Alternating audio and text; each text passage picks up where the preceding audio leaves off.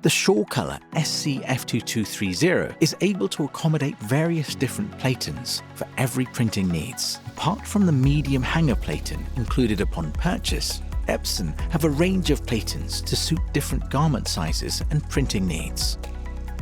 Users will be able to use previously purchased Platens on the F2230 with the above compatibility chart. Here's how you can change out your Platens. Turn off the printer. Grip the left and right of the Platen and lift it up straight to remove it. Fit the other Platen in place.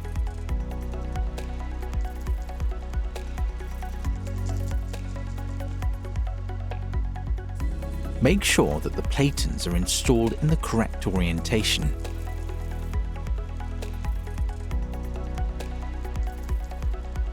With the sleeve Platen now installed in place, let us demonstrate printing on a sleeve Platen. Switching out a Platen is simple. Insert T-shirt sleeve into the sleeve Platen. Attach the Platen frame. Pull down on the sides to remove any creases or slack. Tuck in the remaining parts of the T-shirt under the Platen.